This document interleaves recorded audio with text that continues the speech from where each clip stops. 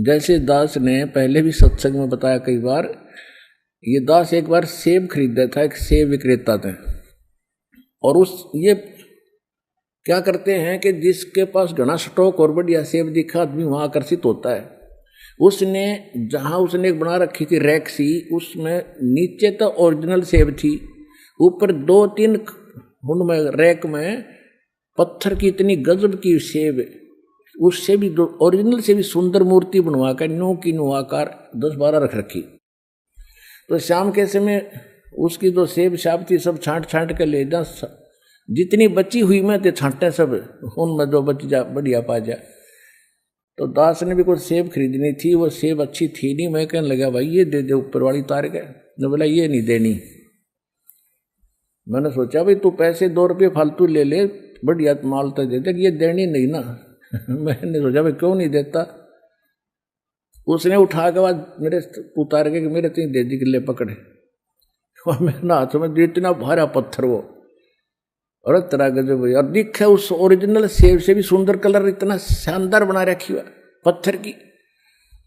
तो कहने का भाव दास का ये है कि उस पत्थर की मूर्ति तो सेब के गुण बताती है, कैसी सेब है। अब उस मूर्ति की ने घर में लिया हुआ और उसने धर ले, और सेब का गुण नहीं दे सकती, वह सेब में लेनी पड़ेगी कहीं मिलोचे। तो परमात्मा बताना चाह रहे हैं कि जो तू ये घंटी बजा पीतल के इन घंटी मूर्ति आ गए, या श्री कृष्ण नहीं है, मूर्ति है उसकी। और श्री कृष्ण तो बात बनी, वो बताओ तू स्वर्ग में, मेरी यहाँ टिंडे लेना है तो मथुरा में है, अकल मारी जा रही तुम्हारी। तो पुण्यात्माओं, दास इन अमर वाणियों को अभी इसलिए सुना रहा था क्योंकि आपके हृदय में पहले ये जचा कि कबीर इज गॉड। तो 20 साल के प्रयत्न के बाद आज आप, यानी जो यहाँ आने वाले अधिकतर, ये स्वीकार कर चुके हैं कि कबीर इज गॉड। तो ईब आपका एक एक बात समझ में आओगी, और फिर आप दृढ़ भक्त बनोगे। और दृढ़ भक्त बिना भक्ति बन नहीं सकती, क्योंकि कोई न कोई डगमा कर देता है। यही हम फेल होते रहे। राम कृष्ण कहाँ रहे, कौन वो नगर कहावे, और ये जड़वंत है देवता से क्यों घंट बजावे। ये तो जड़ है, जड़। इनका के पत्थर पीटे, घंटी पीटे है, वो तो जब स्वर्ग में बताओ आप वहां रहते हैं रामकृष्ण। सुने गुने नहीं बात, ये पत्थर धात पत्थर के स्वामी, और कहाँ भर में धर्मदास, चीन निज पद निज धामी निकामी। यानी इसमें कहाँ भटक रहे हो आप, वास्तविक ज्ञान ग्रहण करो, उससे बात नहीं। राम कृष्ण कोटों गए वो धनी एक का एक, जिंद कहे धर्मदास से बूझो ज्ञान विवेक। ये रामकृष्ण ने करोड़ों मर लिए तेरे, अरो मालिक जो का तू है, तो कुछ विवेक से ज्ञान को ग्रहण करो, लकीर के फकीर मत बनो। बूझो ज्ञान विवेक, एक निज निश्चय आनम, दूजा दोजख जात कहाँ पूजो पासानम। जठरग्नि से राख साख सुनियो धर्मदासा, और तज पत्थर पाषाण छोड़िया बोधी आशा। या बोधी यानी जो आशा तो लगा रहा है, या कमजोर आशा है, इसे मोक्ष नहीं होगा, ना ये भगवान है। कहते जठरग्नि में राख साख सुनो धर्मदासा, कि जिसने माँ के पेट में भी तेरी रक्षा करी। जठराग्नि जहाँ जले थी, जहाँ पर बच्चा पलता है, बनता है माँ के गर्भ में, उसके साथ में ही मालिक ने एक ऐसी इंडस्ट्री ला रखी है पेट में। हम खाना खाते हैं, हम तो 10 मिनट में इसमें डाल कर निश्चिंत हो जाते हैं, ये करें वो करें। उसके बाद तो अंदर फैक्ट्री चालू होती है। हम कच्चा पक्का बनाते हैं, क्योंकि रोटी कति घनी फूक दें तो वह काम नहीं करे, और फिर उसके बाद पुनः उनको फूका जाता पेट में। इनको फूकने के लिए आप सिंपल सी रोटी सब्जी बनाने के लिए कुकर नारा लाओ, ये बना रखे कुकर, सीटी मारे, आग नरी जलाओ, जब जाके सब्जी थोड़ी सी नरम होती है, और फिर अंदर फिर परमात्मा उसको, वो परमात्मा की फैक्ट्री जो अंदर जठराग्नि जिसको कहते हैं, वह फिर से इसको कत्ती फूक के, और इसमें से न्यारे न्यारे अंश बना के, और मल अलग करके, पेशाब अलग करके, और अलग से डिश करती है। और वहां इतनी गर्मी होती है, जब इसको पुनः जलाया जाएगा तो वहां कितनी हीट होगी। और उस हीट का ना कि शरीर पे इफेक्ट, ना उस छोटे से मासूम बच्चे के शरीर पे आंच नहीं आने देता जाता। तो कहते जिसने तेरी रक्षा वहां करी वो है समर्थ, वो है पूर्ण परमात्मा। और सारे ब्रह्मांडों को रच के जिसने रचा है उसका ध्यान दो, जिसमें गीता ज्ञानदाता भी कहता है कि तू तत्वदर्शी संत की प्राप्ति के उपरांत परमेश्वर के उस परम पद की खोज करनी चाहिए, जहां जाने के बाद साधक फिर लौटकर संसार में कभी नहीं आते। और जिस परमेश्वर ने सब ब्रह्मांडों की रचना की है, जो सबका सृजनहार है, कहते उसको उसकी पूजा कर और ये अपने मनमुखी साधनाएं त्याग दे। जठरग्नि में राख साख सुनो धर्मदासा, और तज पत्थर पाषाण छोड़िया वो दी आशा। अनंत कोट ब्रह्मांड रचे और सब तज रहे नियारे, जिंद कहे धर्मदास से जाका करो विचारे। सारे ब्रह्मांडों को रच के और उनसे अलग उनके ऊपर ही रहता है।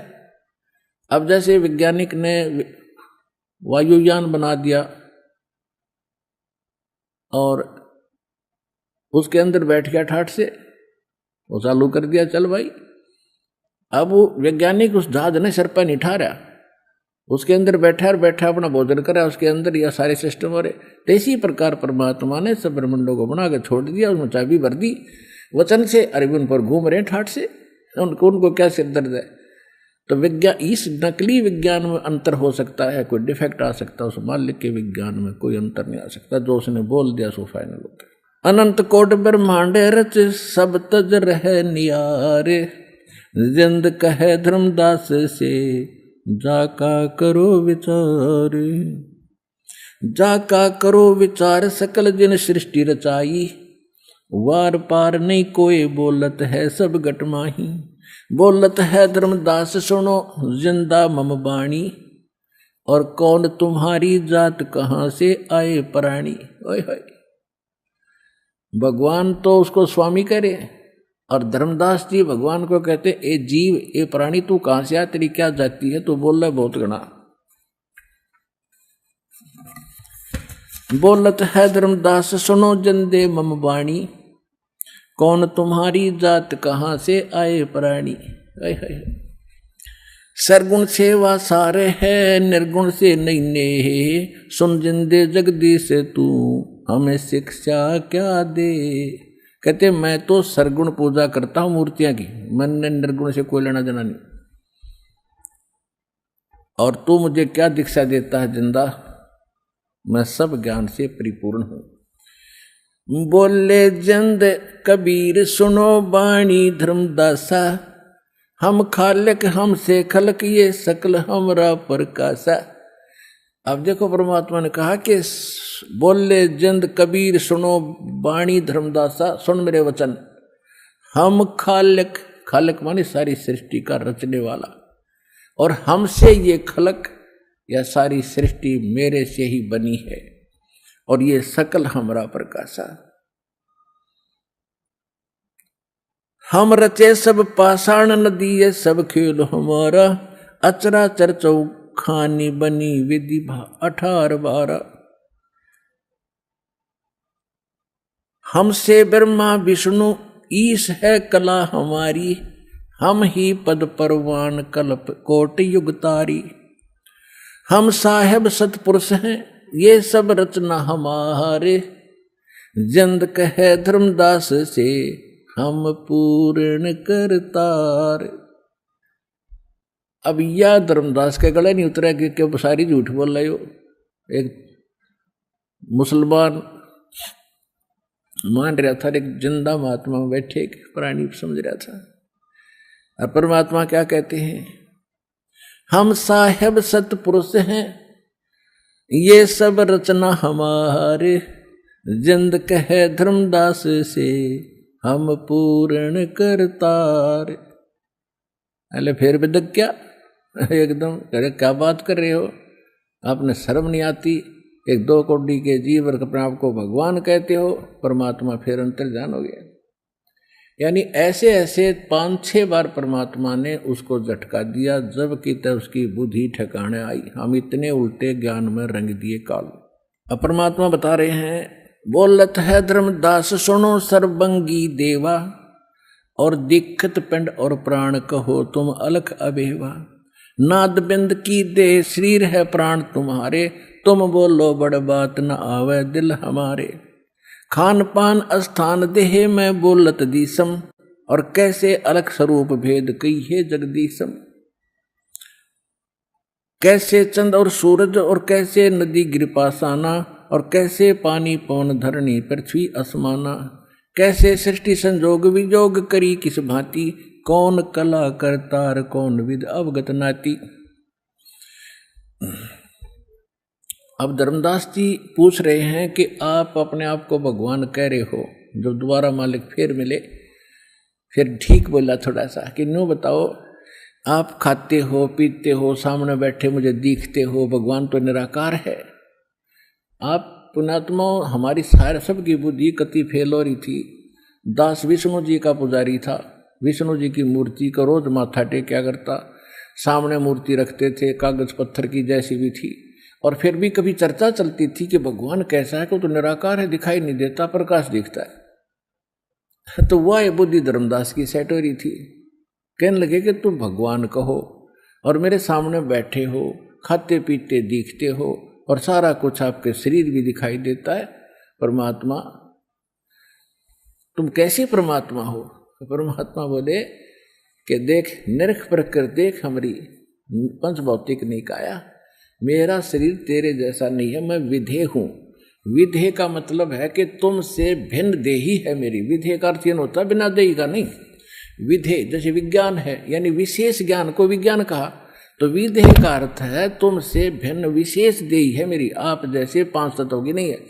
यजुर्वेद अध्याय नंबर 40 के मंत्र नंबर 8 में ये स्पष्ट किया है कि सप्रियागात शुक्रम अकायम ऐसनाविरम अपाप बिंदम कबीर बनीसी स्वयंभू परिभू व्यवधाता।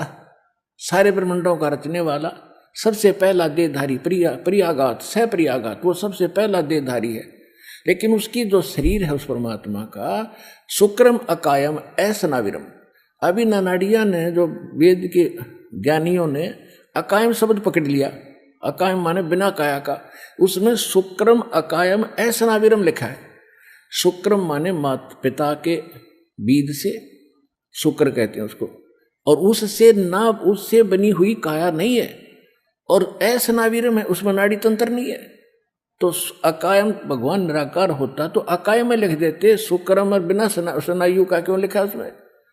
स्नायु मान स्नायु नाड़ी, तो उसमें लिखा है कि सप्रियागात वो सबसे पहला देहधारी है, लेकिन उसकी जो शरीर है शुक्रम अकायम ऐसनाविरम अपाप बिंदम, उसका परमात्मा का जो निर्विकार शरीर है उसमें कोई दोष नहीं है। उसकी नाड़ी तंत्र से और माता के पिता के से उस बीज से बना हुआ वो नहीं है, शुक्र से बना हुआ नहीं है, वो है। और वो स्वयंभू है, वो कबीर मनीषी, वो सबसे, वो सतगुरु मनीषी विद्वान, वो कबीर देव है, कबीर साहब है उसका नाम। तो यहाँ परमात्मा वही बता रहे हैं कि नरक पर कर देख नहीं पंच भौतिक हम रह काया, हमारा शरीर तुम्हारे जैसा नहीं है। बोलत जिंद अबंध सकल गट साहेब सोही, निर्वाणी निज रूप सकल से न्यारा होई। हम ही राम रहीम करीम पूर्ण करतारा, हम बांधे सेतु संग चढ़े पदम 18। हम ही रावण मारा लंक पर करी चढ़ाई, हम ही 10 सिर मारे देवताओं की बंद छुटाई। अब जैसे पुण्यात्माओं, दास ने भी आपको प्रमाणित किया था कि जो भी इस पद पर विराजमान हैं, जो अच्छी आत्मा, जैसे राम जी थे, श्री राम थे, तो ये भी भगवान के वो बच्चे थे। कुछ दिनों में जो पुराने भक्त उनका तो सारी बात और दास संकेत करता हुआ समझ में आओगी कि अब ये समय है जिसमें कंप्लीट कोर्स ऑफ वर्शिप मिलेगा आपको। और ये इतने गजब के मंत्र हैं, थोड़े मंत्रों से आपने ढेर सारा पुण्य मिलेगा।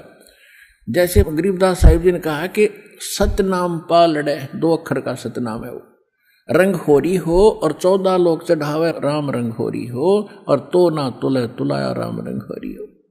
एक श्वास, उस श्वास से जो कीमत सांस के मंत्र की, एक मंत्र की, सतनाम की कितनी कीमत बता दी है कि उस एक बार के सिमरन पूरे संत लेकर अपने आप नहीं कितने सुना कर बांटे जाओ, उससे कोई लाभ नहीं होगा। हर एक चीज मर्यादा काम करती है।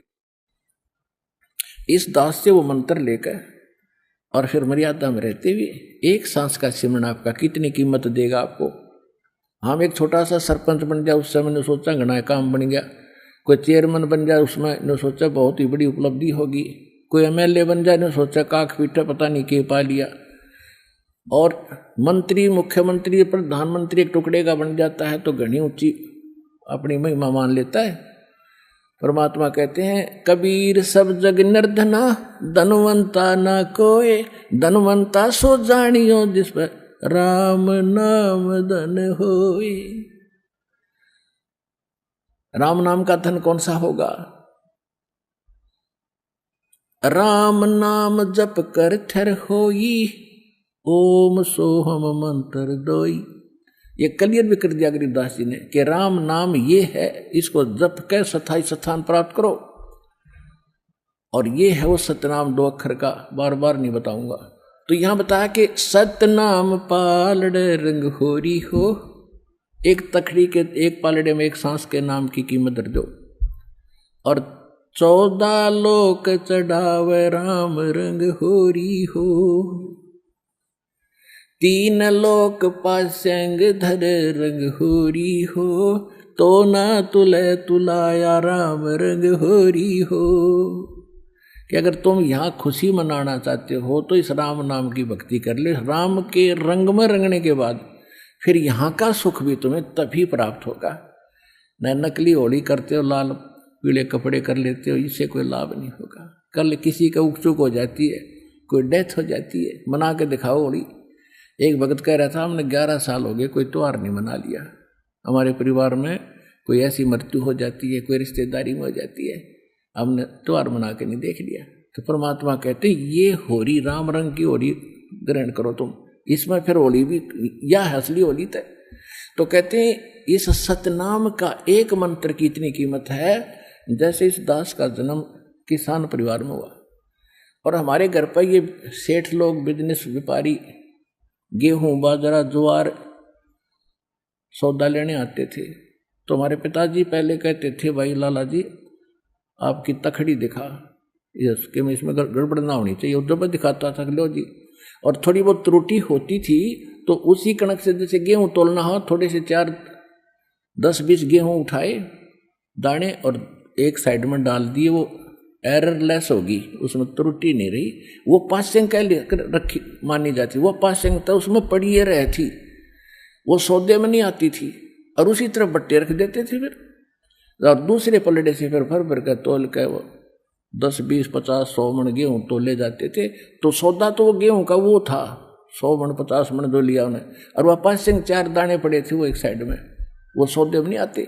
तो कहते हैं सतनाम एक पालड़े में रंगोरी हो और दूसरे में 14 लोक चढ़ावे, जिसमें विष्णु जी का लोक, शिव जी का लोक, दुर्गा जी का लोक, ब्रह्मा जी का लोक, धर्मराज का लोक और ब्रह्म लोक, और फिर ये ऊपर के गोलोक और फलाने लोक सारे मिला दे। ये तो एक पालड़े में धर दे, की कीमत खाक नहीं है उसके सामने।